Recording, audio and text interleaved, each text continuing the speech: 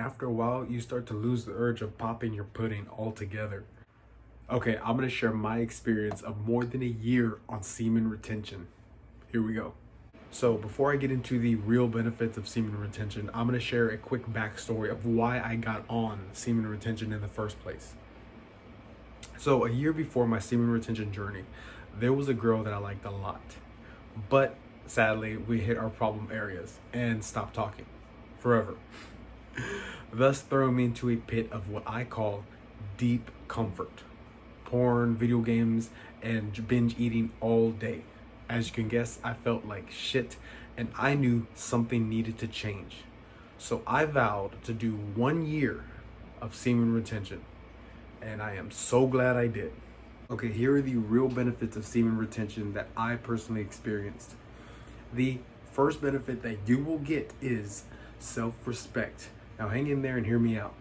You no longer have to be ashamed of your browsing history, because we become less sensitive to the normal stimulation, so we then tend to seek out more bizarre content to satisfy our old itch. You know, you got a problem when there's aliens with 8 dicks and techno music playing in the background. Bro, we've all been there. Okay, you finish now and you feel like shit. The post-nut clarity has kicked in and you regret your entire existence. What a shame. While on semen retention, however, you have a clear state of mind, and after a while, you start to lose the urge of popping your pudding altogether, and you no longer feel like an empty shell of a man after some alone time. But Villex, you sexy spud, I hear you say, sex is always on my mind, even more so on semen retention. Which leads me into the third benefit. The third benefit is use that pent-up aggression horniness to slingshot yourself into productivity. So what you do is get yourself all pent up and horny and angry or whatever you feel, okay? And then quickly switch over into something productive. Whether that be making videos, studying for college, or doing something that will get you further ahead in life. Use that, because nothing in the human mankind is strong. There's nothing stronger in mankind than the urge of sex. So remember that. There are also a lot more benefits of semen retention, but those are just a few that I talked about. But here are also a few ways to get your semen retention to stick.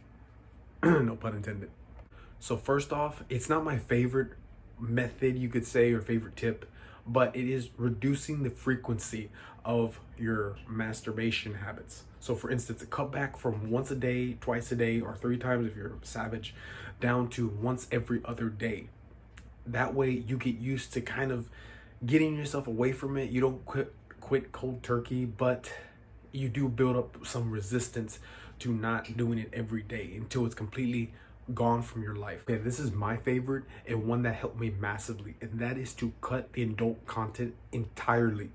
Don't take your phone into the bathroom. Leave your bedroom door open. That way your family can come in at any moment and you're not tempted to just jump on your laptop and type in, you know, a certain specific website that makes you feel special. Okay?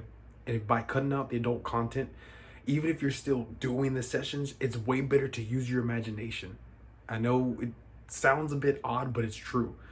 Adult content is probably one of the worst things you can watch ever. It's as bad as junk food for the body, and it's the junk food for the brain, what junk food is to the body. So just remember that. Okay, and the last tip or method, whatever you want to call it, is don't count the days. You don't want to get stuck in, well, it's my 50th day. Okay, proud, good for you. I'll clap for you, okay? Great. But don't make it so big, because then it's always on your mind. You want it to fade from your life entirely.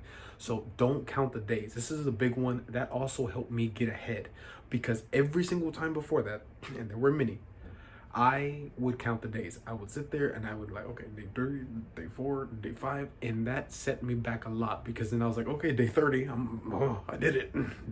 Day 36, day 42, and it just added into the urge of, well, I can't help it now. I mean, I made it this far, might as well just reset it, and then you feel terrible after.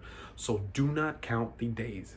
Leave it there. And if you really want to like look back on it, download an app that has an automatic timer and just leave it. That way, maybe in like 2 or 3 years, you go back, oh wow, I made it to day 1,500, and that's it. Okay, if you want to have bragging rights, that's it.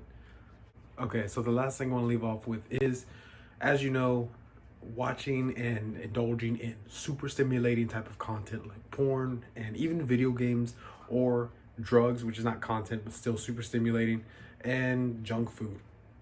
It's all super bad for our brains.